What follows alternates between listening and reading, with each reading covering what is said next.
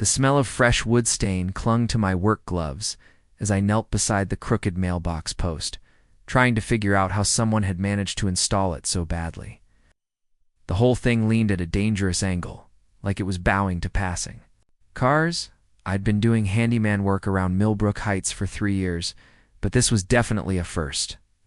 Before we jump back in, tell us where you're tuning in from, and if this story touches you, make sure you're subscribed because tomorrow I've saved something extra special for you. Excuse me, are you the repair guy? I looked up to find a woman, in her early 30s, standing on the porch steps, coffee mug in hand. Her dark hair was pulled back in a messy bun, and she wore paint-splattered overalls that suggested she'd been working on something herself. That's me, Jake Morrison. I stood up, wiping my hands on my jeans. You must be the one who called about the mailbox situation. She laughed, and it was the kind of laugh that made you want to hear it again. Guilty as charged. I'm Sarah Chen, and yes, that's my disaster of a mailbox. Previous owner installed it himself, apparently without consulting gravity or basic engineering principles. I'd gotten the call 3 days earlier while I was replacing a garbage disposal in Mrs. Patterson's kitchen. The voice on the other end was apologetic but determined someone needed help with what she called a mailbox emergency. In my line of work, you learn that one person's emergency is often another person's Tuesday. But something in her tone made me pencil her in for the earliest slot I had. The address led me to a small craftsman-style house on Maple Street, kind with character that newer developments tried to imitate but never quite captured. The front yard was well maintained, with flower beds that showed someone actually cared about the place. But the mailbox, Lord, the mailbox was something else entirely. It wasn't just crooked. The whole assembly looked like it had been put together by someone who'd never seen a mailbox before but had heard one described over a bad phone connection. The post was buried too shallow. The mailbox itself was mounted at an angle that would make mail delivery a geometric puzzle. And the whole thing swayed in the morning breeze like a drunk sailor. How long has it been like this? I asked, circling the structure to assess the damage.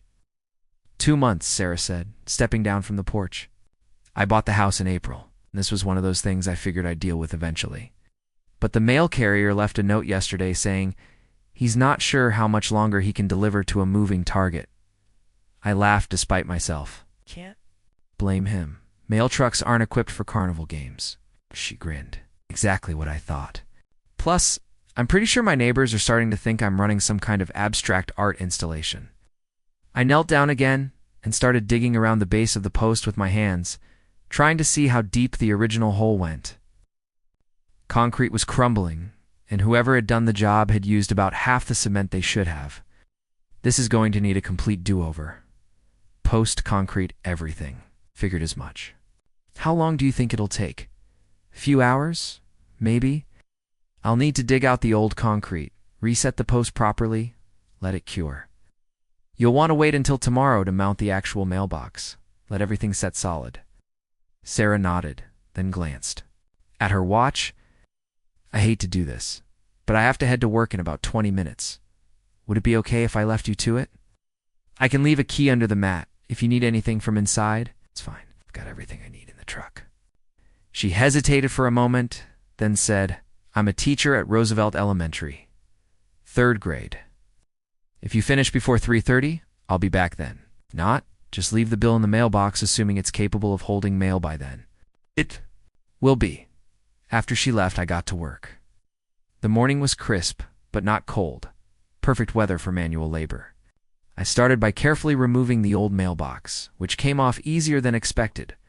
Apparently, the mounting screws were as unreliable as everything else about the installation. Digging out the old concrete was harder work. 3 years of settling had turned this stuff into something approaching bedrock, and I had to use a pickaxe to break it into manageable chunks. By the time I'd cleared the hole and widened it to proper specifications, my shirt was soaked with sweat despite the cool air. The new post was pressure-treated lumber, the kind that would last decades if installed correctly. I mixed the concrete. In my portable mixer, getting the consistency just right, not too wet, not too dry. The trick to a good mailbox installation is the same as any other job. Take your time with the foundation. Everything else falls into place. The smell of fresh wood stain clung to my work gloves as I knelt beside the crooked mailbox post, trying to figure out how someone had managed to install it so badly. The whole thing leaned at a dangerous angle, like it was bowing to passing cars. I'd been doing handyman work around Millbrook Heights for 3 years, but this was definitely a first. Before we jump back in, tell us where you're tuning in from, and if this story touches you, make sure you're subscribed, because tomorrow, I've saved something extra special for you. Excuse me, are you the repair guy? I looked up to find a woman. In her early 30s, standing on the porch steps, coffee mug in hand. Her dark hair was pulled back in a messy bun, and she wore paint-splattered overalls that suggested she'd been working on something herself. That's me, Jake Morrison. I stood up, wiping my hands on my jeans. You must be the one who called about the mailbox situation. She laughed, and it was the kind of laugh that made you want to hear it again. Guilty as charged. I'm Sarah Chen, and yes, that's my disaster of a mailbox. Previous owner installed it himself, apparently without consulting gravity or basic engineering principles. I'd gotten the call 3 days earlier while I was replacing a garbage disposal in Mrs. Patterson's kitchen. The voice on the other end was apologetic but determined someone needed help with what she called a mailbox emergency. In my line of work, you learn that one person's emergency is often another person's Tuesday. But something in her tone made me pencil her in for the earliest slot I had. The address led me to a small craftsman-style house on Maple Street. Kind with character that newer developments tried to imitate but never quite captured. The front yard was well maintained, with flower beds that showed someone actually cared about the place. But the mailbox was something else entirely. It wasn't just crooked. The whole assembly looked like it had been put together by someone who'd never seen a mailbox before, but had heard one described over a bad phone connection. The post was buried too shallow. The mailbox itself was mounted at an angle that would make mail delivery a geometric puzzle. And the whole thing swayed in the morning breeze like a drunk sailor. How long has it been like this? I asked, circling the structure to assess the damage. 2 months, Sarah said, stepping down from the porch. I bought the house in April. This was one of those things I figured I'd deal with eventually. The mail carrier left a note yesterday saying he's not sure how much longer he can deliver to a moving target. I laughed despite myself. Can't blame him. Mail trucks aren't equipped for carnival games. She grinned. Exactly what I thought. Plus, I'm pretty sure my neighbors are starting to think I'm running some kind of abstract art installation. I knelt down again and started digging around the base of the post with my hands, trying to see how deep the original hole went. Concrete was crumbling, and whoever had done the job had used about half the cement they should have. This is going to need a complete do-over. Post, concrete, everything. I figured as much. How long do you think it'll take? A few hours? Maybe? I'll need to dig out the old concrete, reset the post properly, let it cure. You'll want to wait until tomorrow to mount the actual mailbox. Let everything set solid. Sarah nodded, then glanced at her watch. I hate to do this, but I have to head to work in about 20 minutes. Would it be okay if I left you to it? I can leave a key under the mat if you need anything from inside. That's fine. I've got everything I need in the truck. She hesitated for a moment, then said, I'm a teacher at Roosevelt Elementary, 3rd grade. If you finish before 3:30, I'll be back then. If not, just leave the bill in the mailbox, assuming it's capable of holding mail by then. Will be. After she left, I got to work. The morning was crisp but not cold, perfect weather for manual labor. I started by carefully removing the old mailbox, which came off easier than expected. Apparently the mounting screws were as unreliable as everything else about the installation. Digging out the old concrete was harder work. 3 years of settling had turned the stuff into something approaching bedrock, and I had to use a pickaxe to break it into manageable chunks. By the time I'd cleared the hole and widened it to proper specifications, my shirt was soaked with sweat despite the cool air. The new post was pressure-treated lumber, the kind that would last decades if installed correctly. I mixed the concrete in my portable mixer, getting the consistency just right, not too wet, not to dry. The trick to a good mailbox installation is the same as any other job. Take your time with the foundation, and everything else falls into place. Preparing and narrating this story took us a lot of time, so if you are enjoying it, subscribe to our channel. It means a lot to us. Now back to the story. What kind of other plans? The first screw went in smoothly, biting into the wood with a satisfying grip. Dad had a heart attack my senior year. Mom needed help keeping the business going while he recovered.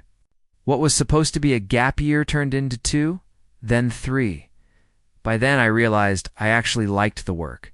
And your dad? Did he recover? Yeah, he's fine now. Retired to Florida, spends his days fishing and complaining about the humidity. I aligned the second screw. He keeps asking when I'm going to get serious about my career, as if fixing people's problems isn't serious work. Sarah laughed. Sounds like my mother. She's convinced that teaching 3rd grade is just a hobby I'll eventually outgrow. When are you going to get a real job, Sarah? As if shaping young minds is somehow less important than whatever she thinks I should be doing. What does she think you should be doing? Law? Medicine? Something with a more impressive title and a bigger paycheck? She means well, but she doesn't understand that some of us actually enjoy what we do, even if it's not glamorous. The second screw was in. I moved to the third, finding an easy rhythm. There's something to be said for work that lets you see immediate results. You fix something, it's fixed. You teach a kid to read, they can read. None of this abstract, corporate nonsense where you're never sure if what you're doing actually matters. Exactly. She checked her watch, then seemed to remember she needed to leave soon. I hate to cut this short, but I should probably head out in a few minutes. Thursday mornings are always Chaosid's library day, and getting 23 to walk quietly down a hallway is like herding caffeinated cats. The image made me chuckle. 23. It's a lot of kids for one class. Budget cuts. Used to be 18 was the max, but that was before the district decided teachers could magically handle more students without any additional resources. She shook her head. Sorry, I don't mean to vent. It's just been a long week. Don't apologize. Everyone needs to vent sometimes. I was attaching the 4th and final screw when she said, "Can I ask you something else?" Sure. Do you ever get lonely? Working by yourself all the time, I mean? The question caught me off guard. I'd been asked a lot of things about my work, how much I charged, how long jobs took, whether I was licensed and insured, but no one had ever asked about the solitary nature of it. Sometimes, I admitted, but there's a difference between being alone and being lonely. Most days, I like the quiet. Give me time to think, to really focus on what I'm doing. I get that. Teaching is the opposite constant noise, constant demands for attention. Sometimes I go home and just sit in complete silence for an hour just to reset. The mailbox was secure now, mounted straight and level. I opened and closed the door a few times, checking the mechanism. Everything worked smoothly. There you go, I said, stepping back. One properly installed mailbox, guaranteed to stay put through whatever weather Mother Nature throws at it. Sarah walked around to examine it from the street perspective. It's perfect. Really. It looks like it belongs here now, instead of like someone dropped it from a helicopter. That's the goal. She was digging in her purse for her keys when she paused. Jake, I hope this doesn't sound weird, but would you maybe want to have coffee sometime? I mean, as a thank you for going above and beyond with this whole project? Felt something shift in my chest, a warmth that had nothing to do with the physical work I'd been doing. I'd like that. Great. How about Saturday morning? There's a place called Brewster's on Main Street that does amazing cinnamon rolls. Saturday works? She smiled, and I realized I'd been wrong the day before. This wasn't the kind of smile you wanted to hear again. This was the kind of smile you wanted to see every morning? 9 o'clock, she asked. Perfect. She was halfway to her car when she turned back. One more question? Yeah. Do you always do such thorough work, or did I just get lucky? I always do thorough work. Admit, some jobs are more motivating than others. The smile she gave me then was different from the other, softer, with a hint of something that made my pulse quicken. See you Saturday, Jake? I watched her drive away, then spent a few extra minutes making sure the mailbox was absolutely perfect. Checking things that didn't need checking. The truth was, I didn't want to leave yet. Something about this job, about Sarah, felt different from the routine calls I usually handled as I loaded my tools into the truck. I noticed the elderly man from yesterday walking his dog again. He approached with the easy familiarity of someone who'd lived in the neighborhood for decades. "Much better," he said, nodding approvingly at the mailbox. "Looks professional now." "Thanks. She's a good one, Sarah. Been trying to set her up with my grandson for months, but he's too shy to ask her out." He gave me a knowing look. Of course, some men don't need their grandfathers to point them in the right direction. I felt heat rise. In my cheeks. "Just doing my job, sir." "Uh-huh," he grinned. "Well, your job seems to have made quite an impression. She was out here at 6:30 this morning, checking to see if that concrete had set properly. Said she wanted to make sure everything was ready when the handyman came back." The warmth in my chest spread. Sarah had been thinking about the mailbox, or maybe about me coming back to finish it. Either way, the thought made me ridiculously happy. "Better get going," I said, though I made no move toward my truck. "Good luck, son," the old man said, and something in his tone suggested he wasn't talking about my next repair job, as I finally drove away from Maple Street. I found myself already counting the hours until Saturday morning. For the first time in years, I had something to look forward to that had nothing to do with work orders or repair schedules. The mailbox was finished, but something told me this story was just getting started. Saturday morning, I found myself standing in front of my bedroom mirror, trying to decide if a button-down shirt was too formal for coffee with someone I'd met while installing her mailbox. I'd changed clothes 3 times already, which was ridiculous for a 30-year-old man, who usually threw on whatever was clean and called it good. Finally settling on a navy Henley and jeans, I grabbed my keys and headed out. Brewster's was only a 10-minute drive from my apartment, but I gave myself 20 minutes anyway. Better to arrive early and composed than rushed and flustered. The coffee shop occupied the ground floor of a restored Victorian building, with exposed brick walls and mismatched furniture that somehow worked together perfectly. The smell of fresh-baked pastries and roasted coffee beans hit me as soon as I walked in. Along with the gentle hum of Saturday morning conversation, I spotted Sarah immediately. She sat at a corner table by the window, already nursing a steaming mug and reading what looked like a student paper. Her hair was down today, falling in loose waves around her shoulders, and she wore a cream-colored sweater that made her look softer than the work clothes I'd seen her in before. "Hope you haven't been waiting long," I said, approaching her table. She looked up with that smile I'd been thinking about all week. "Just got here by myself." I ordered a cinnamon roll to share. They're absolutely massive here. Fair warning, I may have oversold them slightly. I laughed, settling into the chair across from her. "I'll try to manage my expectations." A server appeared almost immediately, and I ordered coffee black, the way I'd been drinking it since my first construction job at 16.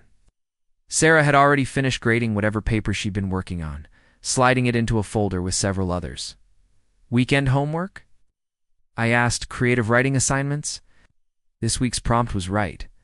"About a time someone helped you?" Some of the stories are absolutely heartbreaking. Others are hilarious. One kid wrote 3 pages about his older brother teaching him to tie his shoes. It sounds like it could be either heartbreaking or hilarious, depending on the details. Definitely hilarious. Apparently his brother's teaching method involved a lot of dramatic sighing and threats to leave him behind if he couldn't figure it out by Tuesday. The cinnamon roll arrived, and Sarah hadn't been exaggerating. It was easily the size of a dinner plate, glazed with enough icing to qualify as a dessert course. We spent a few minutes dividing it up, falling into an easy rhythm of conversation. "What made you want to teach?" I asked, honestly. "Spite. Out." She grinned at my surprised expression. "My high school guidance counselor told me I was too quiet to be effective with children. Said I should consider something behind the scenes, like library science or data entry. It bothered me enough that I majored in elementary education just to prove her wrong. And did you prove her wrong?" "Well, I've been teaching for 8 years now. I haven't lost a single student to a boredom-induced coma, so I'd say yes." She took a sip of her coffee. What about you? Ever think about going back to school? Maybe getting that engineering degree you mentioned? The question didn't sting the way it usually did when people asked about my educational plans.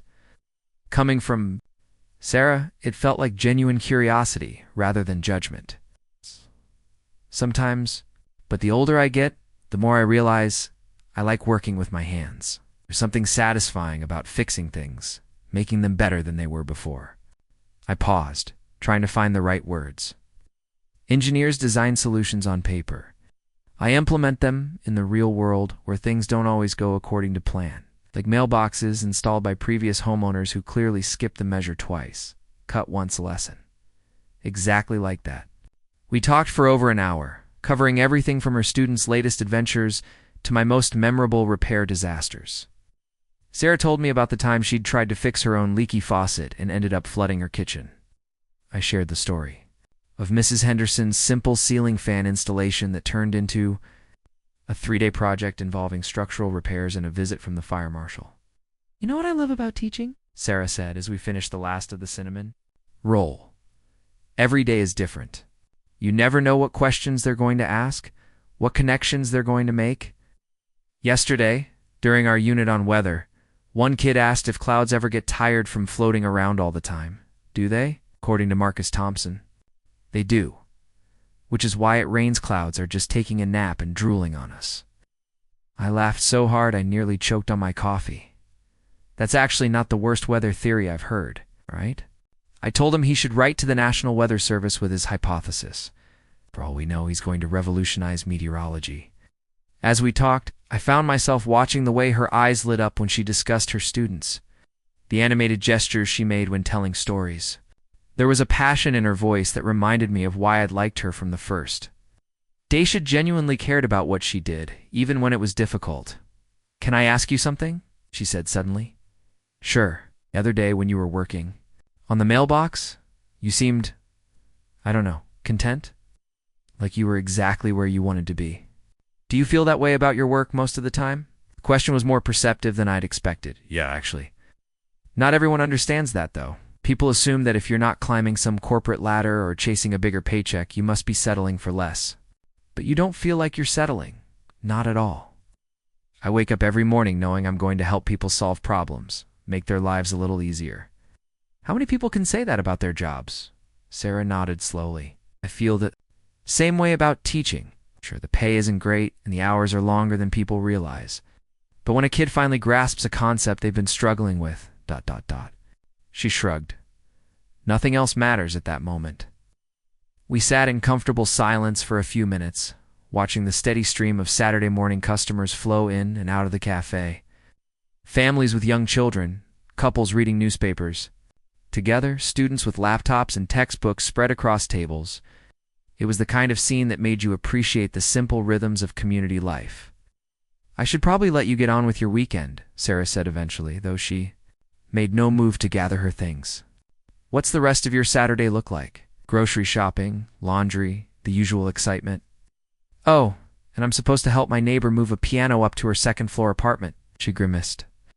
I'm beginning to suspect I volunteered for something beyond my capabilities. Piano moving is definitely a 2-person job minimum. 3 would be better. Unfortunately, her other helper canceled this morning, so it's just going to be me and Mrs. Kowalski, who's 73 and probably shouldn't be lifting anything heavier than a coffee mug. Before I could talk myself out of it, I said I could help. Sarah's eyebrows went up.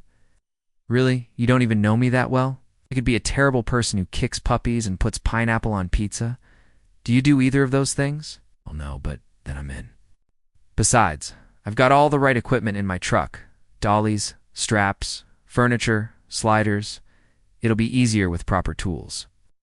The smile that spread across her face was worth whatever backache I was about to earn. Jake Morrison, you might just be too good to be true. What? Don't say that until after we get the piano upstairs. If we drop it through the floor, you might change your mind. As we left Brewster's together, I realized that, for the first time in months, I wasn't thinking about my schedule for the following week or the jobs waiting in my queue. Instead, I was thinking about piano logistics and the way Sarah's laugh echoed off the cafe's brick walls. Maybe helping people solve problems wasn't just about mailboxes and leaky faucets after all. Mrs. Kowalski's apartment building was one of those pre-war structures with narrow staircases and doorways that seemed designed to make moving furniture as difficult as possible.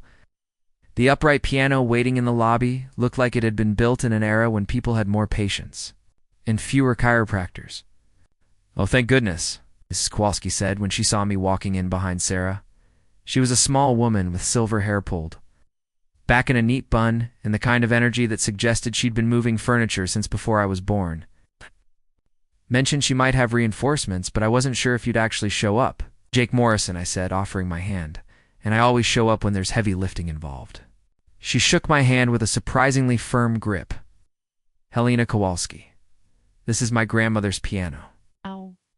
I've been trying to get it upstairs for 3 weeks, but the moving company wants $400 and I'm too stubborn to pay that much for 20 minutes of work." I walked around the piano, assessing its size and weight. It was smaller than a full upright, but still substantial, probably 300 pounds, maybe more. The staircase was going to be the real challenge. Narrow, with a 90-degree turn at the landing. "Do you have the original leg bolts?" I asked. Mrs. Kowalski looked confused. "Leg bolts? We'll need to remove the legs to get it up the stairs. Safely should be for bolts holding each leg in place." I knelt down to examine the base. Good news is, this looks like a standard design. I've got tools in my truck that should work. 20 minutes later, I had the piano's legs removed and my furniture dollies positioned underneath. Sarah and Mrs. Kowalski watched as I secured the piano with moving straps, creating a harness system that would distribute the weight evenly. "You've done this before," Sarah observed. "Not piano specifically, but I helped move a lot of furniture when I was starting out. Couches, refrigerators, that kind of thing. The principles are the same. Let the equipment do the work, not your back." The trip up the stairs required careful coordination. I took the heavy end, guiding the piano backward up each step, while Sarah and Mrs. Kowalski steadied the other end and kept it from swinging into the walls. The narrow turn at the landing took some creative maneuvering, but we managed it without damage to the piano or the building. Mrs. Kowalski's apartment was a small but beautifully decorated space filled with antique furniture and family photographs. She directed us to place the piano against the far wall, beneath a window that would provide natural light for anyone playing it. "Perfect," she said as I reattached the legs. "It looks just like it did in my grandmother's house." "Do you play?" Sarah asked. "Used to. Haven't touched the keys in years, but something about having it here. It makes the place feel more like home." Mrs. Kowalski ran her fingers along the piano's polished surface. "My grandmother taught me to play when I was 7, said music was the one thing nobody could ever take away from you." She opened the keyboard cover and pressed a few keys experimentally. The sound was rich and warm, filling the small apartment with unexpected resonance. "Still in tune?" I said, surprised. I had a piano tuner come last week. Figured there was no point in moving it if it wasn't going to sound right. She played a simple melody, something classical, that I didn't recognize, but that seemed to belong. In this room, with its worn hardwood floors and afternoon sunlight. "That's beautiful," Sarah said. "What is it, Chopin? Minute Waltz?" "Grandmother's favorite."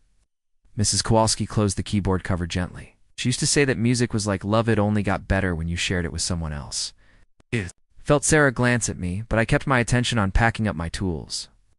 There was something about Mrs. Kowalski's words that hit closer to home than I was comfortable with. "Well," I said, straightening up, "that should do it. Piano's not going anywhere now." Mrs. Kowalski insisted on paying me for the work, despite my protests that it had only taken an hour. She also insisted we stay for lunch, producing sandwiches and homemade soup with the efficiency of someone who was used to feeding people whether they were hungry or not. "So how did you two meet?" she asked as we sat around her small kitchen table. "Jake fixed my mailbox," Sarah said. "Turned a complete disaster into something that actually works." "Ah, a practical man. Those are rare these days." Mrs. Kowalski's eyes twinkled with mischief. "My late husband was practical. Could fix anything, cars, appliances, broken hearts. That's how I knew he was a keeper." "How long were you married?" I asked, 47 years. He passed away 2 years ago. Her smile was sad but not bitter. People always say they're sorry when I tell them that, but I never know how to respond. Sorry for what? At 47 wonderful years with my best friend. Not everyone gets that lucky. Sarah reached across the table to squeeze Mrs. Kowalski's hand. He sounds like he was a special man. He was. But the thing about special people is that they teach you to recognize other special people when you meet them. She looked meaningfully between Sarah and me. Life's too short to waste time pretending you don't see something good when it's right in front of you. The conversation moved on to other topics, Mrs. Kowalski's plans for her garden, Sarah's upcoming school play, my latest job disasters, but her words lingered in my mind. After lunch, as we prepared to leave, she pulled me aside while Sarah was using the bathroom. That girl likes you, she said without preamble. Mrs. Kowalski, and unless I'm completely misreading the situation, you like her too. She fixed me with the kind of direct stare that probably made her effective at whatever career she'd had before retirement. So what are you waiting for? We barely know each other. So, my Henry proposed to me after 3 weeks. Said he knew on our second date that he wanted to spend the rest of his life with me. She shrugged. Sometimes when you know, and sometimes you're wrong, and you end up making a fool of yourself. Better to make a fool of yourself than to spend your life wondering what might have been. Sarah emerged from the bathroom before I could respond. But Mrs. Kowalski's words followed us out of the building and into the parking lot. That was really kind of you, Sarah said, as we reached our cars. Helping her with the piano? I mean, you didn't have to do that. I wanted to. Still, it was above and beyond. She hesitated, then added, I owe you dinner for this. You don't owe me anything. Okay, then, I'd like to cook you dinner, as a thank you. The offer hung in the air. Between us, weighted with possibilities, I wasn't sure I was ready to examine too closely. When? I heard myself ask, tomorrow night. I make a mean chicken parmesan, and I promise my cooking skills are better than my mailbox installation abilities. I laughed. It's a pretty low bar. Hey, I never claimed to be handy. It's why I hire professionals for things like mailbox repair. Tomorrow night sounds perfect. As I drove home, I found myself thinking about Mrs. Kowalski's piano filling her apartment with music, about her grandmother's belief that love, like music, got better when shared. Maybe there was something to that philosophy. Maybe some risks were worth taking. Even if you couldn't predict the outcome, all I knew for certain was that I was looking forward to tomorrow night more than I'd looked forward to anything in a long time. Sunday evening found me standing in Sarah's kitchen, watching her orchestrate what appeared to be a carefully choreographed dance between multiple pans, timers, and ingredients. The smell of garlic and herbs filled the air, and something that looked suspiciously like homemade bread was rising on the counter. You weren't kidding about the cooking skills, I said, genuinely impressed. My Italian grandmother would haunt me if I served store-bought sauce to a guest, Sarah replied, stirring something that smelled like heaven. She believed that the way to understand someone's character was to watch them in the kitchen. Patience, attention to detail, willingness to start over if something goes wrong, it all comes out when you're cooking. What's your grandmother's verdict on my character so far? Well, you've managed to stay out of my way, and you haven't tried to take over or offer unsolicited advice. So you're already ahead of most men I know. I'd arrived at 6:30 with a bottle of wine and an offer to help, but Sarah had vanished. Me to the small breakfast bar that separated her kitchen from the living room. From there I could watch her work while staying out of the danger zone of hot pans and sharp knives. Her house was exactly what I'd expected comfortable without. Being fancy, filled with books and plants, and the kind of personal touches that made a space feel lived in. Student artwork covered one wall of the living room, alongside framed photographs that looked like family gatherings and travel adventures. How long have you lived here? I asked. 2 years in August. It's the first place I've owned, so I'm still figuring out the whole homeowner thing. She gestured toward a corner where several paint samples were taped to the wall. I've been trying to decide on a color for that wall for 6 months. It's harder than you'd think. What's the holdup? Analysis. Paralysis. I look at all those little squares and immediately start overthinking. What if I pick the wrong shade? What if it looks terrible with the furniture? What if I get tired of it in a year? It's just paint. If you don't like it, you can always change. She paused in her stirring to look at me. You make it sound so simple. Most things are simpler than we make them. We just convince ourselves they're complicated because we're afraid of making the wrong choice. Is that your philosophy for everything, or just paint colors? The question was casual, but something in her tone suggested she was asking about more. Then home decorating decisions. Most things, I said carefully. Life's too short to spend months deliberating over decisions you can undo if they don't work out. And what about decisions you can't undo? Before I could answer, the timer went off. Sarah was back to managing multiple dishes with the precision of a professional chef. The moment passed, but the question lingered in the air between us. Dinner? Was spectacular the kind of meal that made you understand why people wrote poetry about food? The chicken was perfectly seasoned, the pasta was clearly homemade, and the bread was still warm from the oven. We ate by candlelight at her small dining table, talking about everything from travel dreams to childhood embarrassments. Most embarrassing moment, Sarah said, as she refilled our wine glasses. Go. That's a dangerous game. I'll go first. 5th grade school talent show.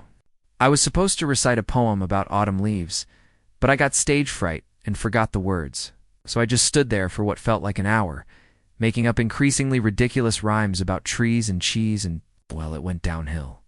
From there, I laughed, imagining a younger Sarah desperately trying to rhyme her way out of disaster. That's not embarrassing. That's creative problem solving. Your turn. I thought for a moment, then decided to go with the story that still made me cringe 15 years later. Senior prom. I'd been planning to ask Jessica Miller for weeks, had this whole elaborate speech prepared. Finally worked up the courage to approach her at her locker. Instead of delivering my carefully rehearsed invitation, I asked if she wanted to go to prom with my dad.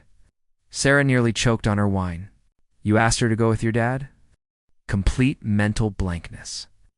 The words just came out wrong, and by the time I realized what I'd said, she was already walking away looking confused and slightly concerned for my mental health. Did you ever explain what happened? Are you kidding? I avoided her for the rest of senior year. Went to prom solo, and spent the night helping the chaperones with the decorations. That's actually kind of sweet. And probably more fun than dealing with prom drama. That's what I told myself at the time. As the evening progressed, the conversation grew more personal. Sarah told me about her decision to move back to her hometown after teaching in Chicago for 3 years. And I found myself sharing stories about my dad's recovery and the guilt I'd felt about being relieved when he retired.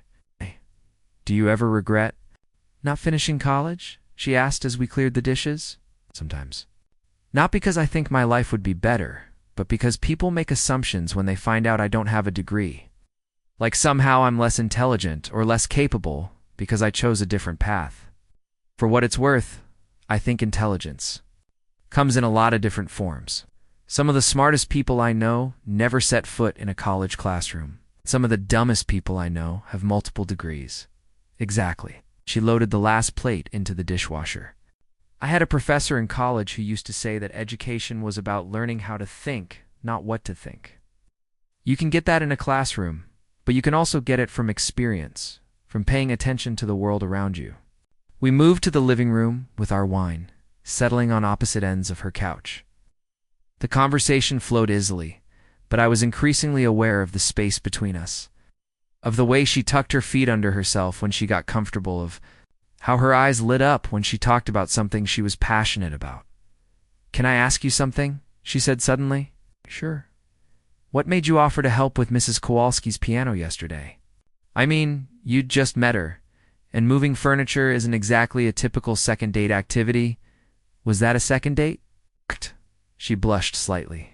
You know what I mean? I considered the question seriously. I guess because she needed help, and I was in a position to provide it. Seemed like the right thing to do. Hey, but you do that all the time, don't you? Help people, I mean. It's not just your job, it's who you are. I don't know about that. I do. I've seen you with Mrs. Patterson's garbage disposal emergency, with my mailbox disaster, with Mrs. Kowalski's piano. You don't just fix things, you make people feel like their problems matter, like they matter. The observation caught me off guard. I'd never thought of my work in those terms, but hearing Sarah Describe it that way made something warm unfold in my chest. Maybe that's why I like what I do, I said finally. It's concrete. Someone has a problem, I solve it. Everyone's happy. No politics, no complicated corporate structures, just direct cause and effect. And maybe, Sarah said softly, that's exactly what the world needs more of. People who show up when they say they will, who do what they promise to do, who care enough to do it right the first time. We sat in comfortable silence for a while, the weight of her words settling between us. Outside, the sun had set completely, and the warm glow of her living room lamps created an intimate cocoon that made the rest of the world feel very far away. Sarah, I said finally. Yeah, I'm really glad your mailbox was broken, she smiled. In this time when she looked at me, I saw something in her eyes that made my heart rate quicken. Me too, she said. Me too. The following Tuesday started like any other workday. But by noon, I knew it was going to be one of those weeks where everything that could go wrong would find a way to do exactly that. Mrs. Patterson's kitchen sink had developed a leak that somehow involved 3 different pipe joints.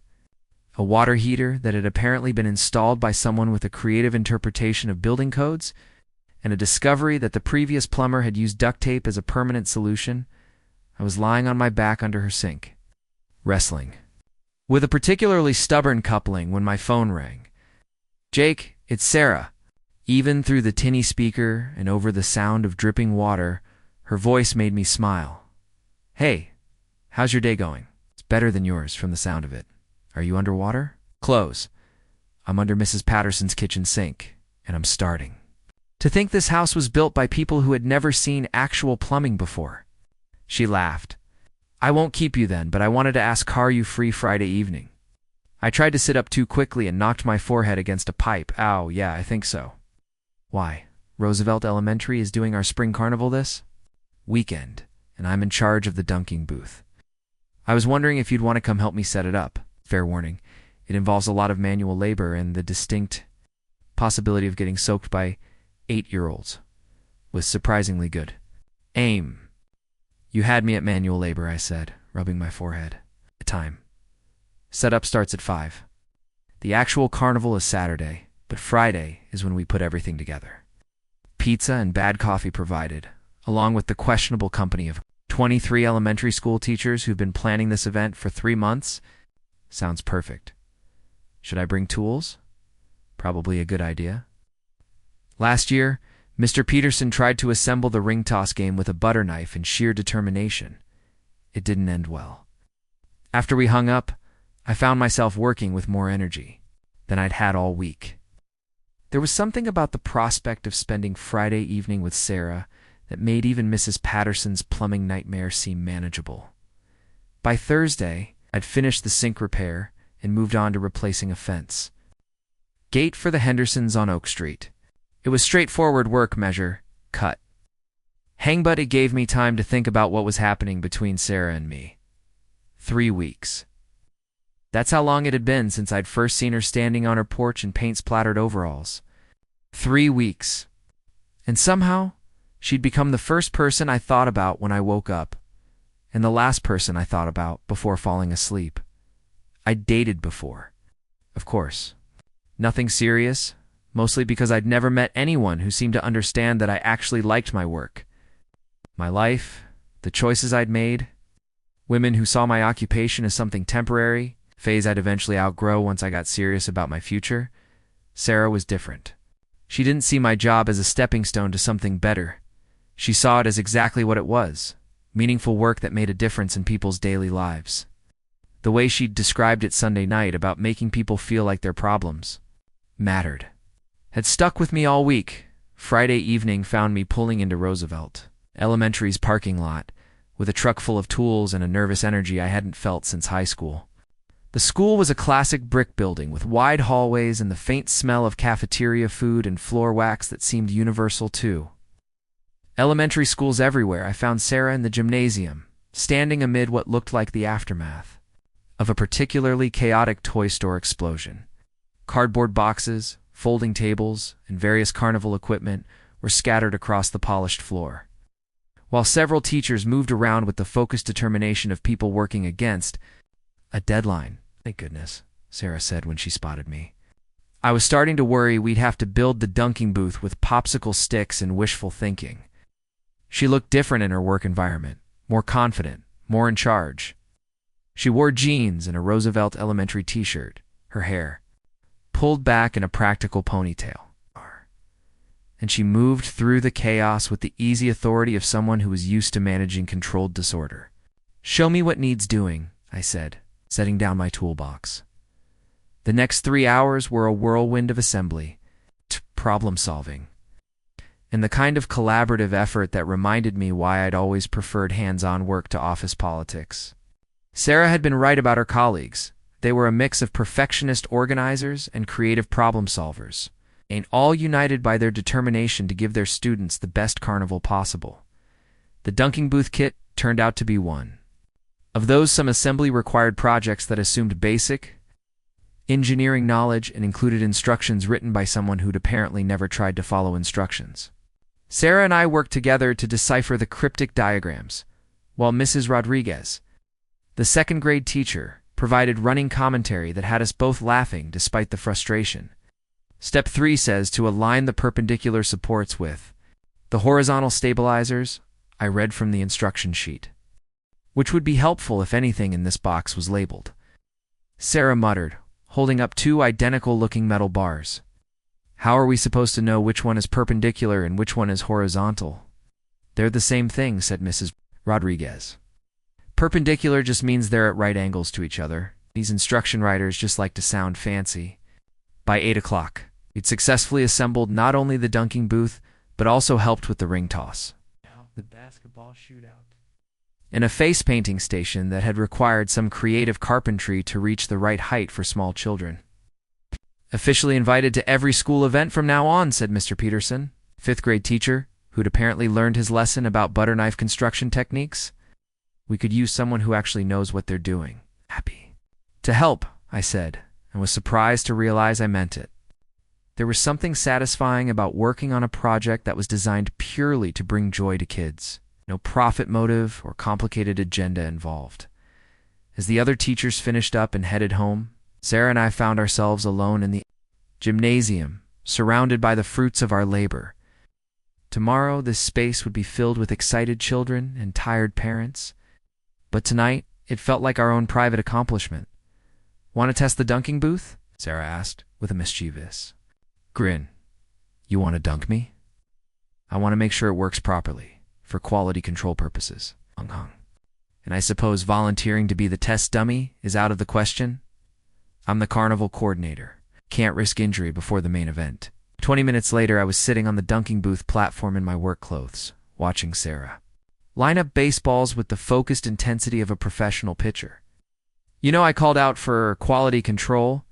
You really only need to hit the target once." "I'm being thorough," she replied, winding up for another throw. The ball sailed wide of the target, and I made a show of looking relieved. Maybe this thing is defective. We should probably call it a night. Her next throw hit the bullseye dead. Center of the platform dropped. I plunged into the surprisingly cold water with a splash that echoed through the empty gymnasium.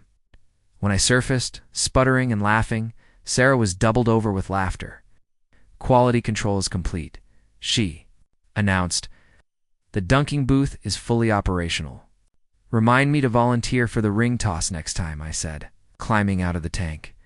Sarah handed me a towel that materialized from somewhere, and as I dried off, I caught her watching me with an expression I couldn't quite read. "What?" I asked. "Nothing. It's just, you're different than most people I know." "Different how?" "You show up. You do what you say you're going to do. You make things work." She paused, then added more quietly, "You make everything feel possible." Standing there in the empty gymnasium, dripping wet and surrounded by carnival games, I realized that Mrs. Kowalski had been right. Sometimes when you know, and I was beginning to know. The carnival was in full swing by 10 o'clock Saturday morning, and Roosevelt Elementary had been transformed into a wonderland of games, prizes, and the kind of organized chaos that only elementary school events could achieve. Gymnasium buzzed with the excited chatter of children and the slightly frazzled conversations of parents trying to keep track of multiple kids armed with tickets and sugar-fueled enthusiasm. I'd arrived early to help Sarah with any last-minute setup issues, but everything was running smoothly. The dunking booth had drawn a steady line of participants all morning, with teachers taking turns as willing victims while students gleefully tried their luck at the target. "Your turn," Sarah announced, appearing at my elbow with a mischievous grin and a bucket of baseballs. "I thought I already did quality control," I protested. "That was testing. This is the real thing. Besides, Mr. Chen volunteered you when he found out you were the one who made sure everything actually worked." Mr. Chen, who turned out to be the school principal and no relation to Sarah despite the shared surname, had been making rounds all morning, checking on various stations and generally being the kind of hands-on administrator who actually knew his students' names. Plus, Sarah added, lowering her voice, "The kids have been asking about the tall guy who built stuff all morning. You've achieved minor celebrity status." Before I could object further, I was being led to the dunking booth by a delegation of third graders who had apparently appointed themselves my official escort committee. "Are you really a builder?" asked a gap-toothed boy named Marcus. "I fix things mostly," I said. "Broken stuff, things that don't work right. Can you fix my bike? The chain keeps falling off." "Marcus, you're supposed to ask your parents first," said a serious-looking girl with pigtails. "My mom says you don't ask strangers to fix things." "He's not a stranger," Marcus replied with 8-year-old logic. "He's Miss Chun's friend."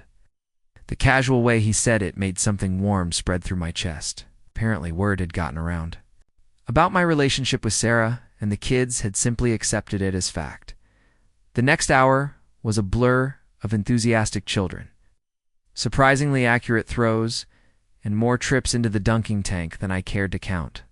But watching the kids' faces light up when they hit the target, seeing their pure joy at the simple pleasure of dunking an adult into a tank of water, it's made every cold splash worth it. During a brief break, while Sarah refilled the baseball bucket, I found myself talking with Mrs. Rodriguez, who was manning the ring toss station nearby. "Sarah's different lately," she said without preamble, "in the way that elementary school teachers seem to master the ability to make casual observations that cut straight to the heart of things. Different how? Happier, more relaxed. She's always been a wonderful teacher, but lately there's been something lighter about her." Mrs. Rodriguez smiled knowingly. "I'm guessing that has something to do with you." Before I could respond, Commotion at the entrance caught our attention. A man in an expensive suit was standing near the ticket table, looking around the gymnasium with the kind of expression people wore when they found themselves somewhere they'd rather not be. "Sarah," he called out, spotting her across the room. "There you are." Sarah's entire demeanor changed the moment she saw him. The easy confidence she'd displayed all morning seemed to evaporate, replaced by something that looked uncomfortably like resignation. "David," she said, walking over to him. "What are you doing here?" "I was in town for a client meeting and thought I'd stop by. Mom mentioned something about a school carnival." He looked around the gymnasium with barely concealed disdain. "Quite the ... production you've got going here." Even from across the room, I could hear the condescension in his voice. This was clearly someone who thought elementary school carnivals were beneath his notice, and he wasn't making much effort to hide his opinion. "It's a fundraiser for the school," Sarah said, her voice carefully neutral. "We raise money for art supplies, field trips, things the budget doesn't cover, right? Very ... noble." David's attention turned to me, still dripping from my latest dunking. "And who's this?" Sarah glanced in my direction, and I could see her weighing her words. "This is Jake Morrison." "Jake, this is David Brennan. We used to date." The way she introduced me, or rather, the way she didn't hit me like a physical blow. After everything we'd shared over the past few weeks, I was still just Jake Morrison, with no qualifier, no explanation of what I meant to her. David looked me up and down with the kind of assessment wealthy people gave to service providers. The handyman. It wasn't a question, and the way he said it made it clear what he thought of handymen in general, and me in particular. "That's right," I said, extending my hand. "Nice to meet you." He shook my hand with the minimal contact necessary for politeness. David Brennan, corporate law. I'm sure Sarah's mentioned me. Actually, she hadn't. Not once in all our conversations had she brought up any ex-boyfriends, let alone this particular specimen of entitled arrogance. We should probably get back to the dunking booth, Sarah said quickly. The line's getting long. Actually, David said, I was hoping we could talk. Privately, there's something I wanted to discuss with you. Sarah looked torn, glancing between David and the carnival activities that clearly needed her attention. David, this really isn't the time. It'll just take a few minutes. Please. I watched the internal struggle play out on Sarah's face. Whatever history she had with this guy, it was complicated enough that she couldn't simply tell him to leave. 5 minutes, she said finally. We can step outside. As they walked toward the exit, I heard David say something about wasting your talents on this and better opportunities. But they were too far away for me to catch the full conversation. Mrs. Rodriguez appeared at my elbow. That's the ex-boyfriend, she said matter-of-factly. I figured that much out. Corporate lawyer. Makes a lot of money, drives a fancy car, thinks teaching is something Sarah does, until she comes to her senses and marries him. And Sarah? Does she think? Mrs. Rodriguez studied my face for a moment. I think that depends on whether she's got a reason to stay. They were gone for longer than 5 minutes. Closer to 20, actually. During which time I helped with the dunking booth line and tried not to think about what David Brennan might be saying to convince Sarah that her life here wasn't good enough. When Sarah finally came back inside, she looked shaken. David was nowhere to be seen, and she avoided making eye contact as she returned to her carnival duties. Everything okay? I asked when I finally got a chance to talk to her alone. Fine, she said, but her smile was forced. Just unexpected. Seeing him here, what did he want? She was quiet for a long moment, rearranging baseballs that didn't need rearranging. His firm is opening a branch office in Chicago. He offered me a job as their community outreach coordinator. Good salary, benefits. The chance to do something meaningful with my education. The words hung between us like a challenge. Here was everything Sarah was supposed to want, according to people like David Brennan, and probably her mother Prestige. Money. Escape from the small-town life she'd chosen. What did you tell him? Asked, though I wasn't sure I wanted to hear the answer. I told him I'd think about it. The rest of the carnival passed in a blur. We worked side by side, maintaining the cheerful facade that the event required, but something had shifted. David's visit had introduced a possibility that neither of us wanted to acknowledge directly, that what we'd been building together might not be enough to compete with the bigger, more impressive life he was offering. As we cleaned up that evening, stacking chairs and breaking down game stations, the unspoken question hung in the air between us. What happens when someone offers you everything you're supposed to want? Even if it means leaving behind everything you've discovered, you actually do want? I was beginning to understand that sometimes the hardest decisions weren't between good and bad, but between good and different.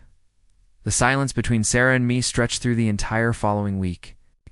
No calls, no texts, no convenient excuses. To stop by and check on the mailbox that was working perfectly, it was the kind of silence that spoke louder than any argument could have, filled with all the things we weren't saying to each other. I threw myself into work with the kind of intensity that worried even Mrs. Patterson, who commented that I seemed to be fixing her garbage disposal with unusual aggression. But staying busy was the only way to avoid thinking about David Brennan's offer and what Sarah's prolonged silence probably meant. On Thursday afternoon, I was replacing a section of rotted deck railing for the Millers when Mrs. Kowalski appeared. In their backyard, carrying a plate of what looked like homemade cookies and wearing the expression of someone on a mission. Jake Morrison, she said, settling herself on the Millers' patio furniture without invitation. We need to talk, Mrs. Kowalski. How did you know I was here? Small town. Mrs. Miller is my bridge partner. Mentioned the handyman was here, and I put 2 and 2 together. She placed the cookies on the table between us. Sit down. I'm kind of in the middle of the railing. We'll wait. This won't. There was something in her voice that reminded me why elementary school teachers made such effective drill sergeants. I set down my tools and took a seat across from her. Sarah came to see me yesterday, she said without preamble, crying on my doorstep like a lost teenager. Want to tell me what's going on? Did she tell you about the job offer? She told me about the job offer, about the fancy ex-boyfriend. Got how she's confused about what she wants. Mrs. Kowalski fixed me with the kind of stare that probably made corporate lawyers confess their sins. What she didn't tell me is why the man who moved my piano without being asked hasn't fought for her. It's not that simple. It's exactly that simple. You care about her. She cares about you, but you're both so busy being noble and selfless that you're about to let fear make the decision for you. I picked up a cookie just to have something to do with my hands. What if she's better off with him? Ow. What if I'm being selfish, asking her to choose a smaller life? Mrs. Kowalski made a sound that was half laugh, half snort. Smaller life. Shh. That girl lights up when she talks about teaching.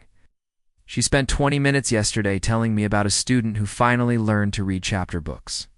Do you think she's going to find that kind of fulfillment coordinating corporate charity events? But the salary, the prestige, are you hearing yourself? Since when do you care about prestige? She leaned forward, her voice gentling. Henry used to say that the biggest mistake people make is assuming that love means wanting the same things. It doesn't. It means wanting the best for each other, even when that's scary. Before I could respond, my phone buzzed with a text message. From Sarah, can we talk? I'm at the mailbox. Mrs. Kowalski somehow managed to read the message upside down.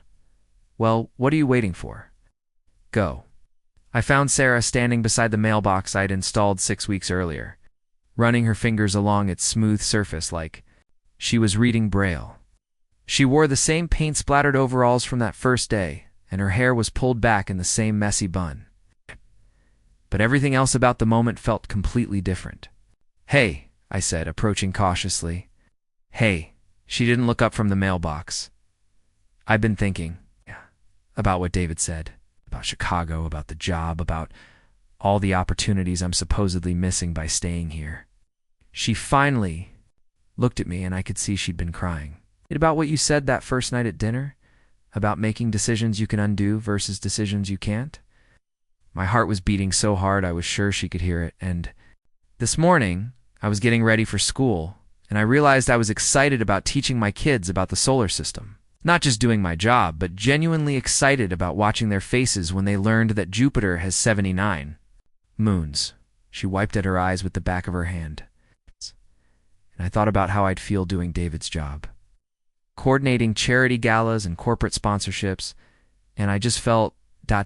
empty. Sarah, let me finish. I called David this morning and told him no. Not because of you, not because I'm afraid of change, but because I finally understand the difference between a bigger life and a better life. I felt something tight in my chest begin to loosen. And what's the difference? A bigger life is about impressing other people. A better life is about being exactly who you're meant to be, with people who see you clearly and love you anyway. She stepped closer, close enough that I could see the flecks of gold in her brown eyes. I love teaching. I love this town, this community. The way Mrs. Kowalski brings me soup when I'm sick, and the way Mr. Peterson still asks for help with technology, even though he's figured out how to use his smartphone just fine. I love that my students think I'm the smartest person in the world because I can explain why leaves change color. Those are pretty good reasons to stay. They're not the only reasons. She reached up and touched my face, her palm warm against my cheek. I love the way you listen to people's problems like they're the most important thing in the world. I love that you show up when you say you will, that you make things work, that you see possibilities where other people see just broken stuff. Sarah, ... I love that you moved Mrs. Kowalski's piano without being asked, that you helped with the carnival because it mattered to me that you make me feel like the person I am is exactly the person I should be. Her voice dropped to almost a whisper. I love you, Jake Morrison. And I know that David can offer me a bigger salary and a fancier title, but he can't offer me a better life than the one I want to build here with you. I kissed her then, right there beside the mailbox that had started everything, and it felt like the most natural thing in the world, like coming home to a place I'd been searching for without knowing it, when we finally broke apart.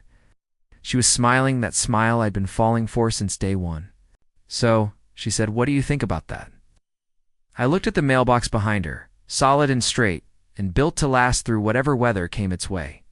Then I looked at Sarah, who'd chosen substance over flash, community over prestige, love over fear. "I think," I said, pulling her closer, "that maybe you really were the letter I'd been waiting for." She laughed, the sound carrying across Maple Street and mixing with the everyday sounds of people living their lives. Lawnmowers starting up, children playing, dogs barking, hello to familiar neighbors. "That's the cheesiest thing you've ever said to me," she said. "But was it effective?" "Devastatingly so." 6 months later, I was back at that same mailbox, this time installing a new nameplate that read Morrison and Chen. Sarah had insisted we keep her last name professionally, but was happy to share mine at home. Mrs. Kowalski had cried at our small wedding ceremony, claiming it was the most romantic thing she'd witnessed since her own Henry had proposed 48. Years earlier, as I tightened the last screw on the nameplate, Sarah appeared on the porch with 2 cups of coffee, just like that very first morning. "How does it look?" she asked. I stepped back to admire the work. The mailbox stood straight and solid, ready to receive whatever correspondence life wanted to send our way. Love letters, bills, grocery store circulars, wedding invitations, it would hold them all with equal reliability. "Perfect," I said. "Built to last." Sarah handed me my coffee and leaned against my shoulder, just like us. And standing there in the morning sunlight, I realized that Mrs. Kowalski had been right about more than just piano moving. Sometimes when you know, you know. And sometimes the best repairs aren't about fixing what's broken. They're about building something new that's strong enough to weather whatever storms might come. The mailbox had brought us together, but it was everything else, the conversations. Over cinnamon rolls, the piano moving, the carnival setup. The choice to stay rather than run toward something that looked bigger but felt smaller, that had built the foundation for a love worth keeping. Some things, I'd learned, were worth doing right the first time. Some people were worth waiting a lifetime to find, even if they turned out to be standing right next to a broken mailbox on an ordinary Tuesday morning. Up next, you've got 2 more standout stories right on your screen. If this one hits the mark, you won't want to pass these up. Just click and check them out. And don't forget to subscribe and turn on the notification bell so you don't miss any upload from us.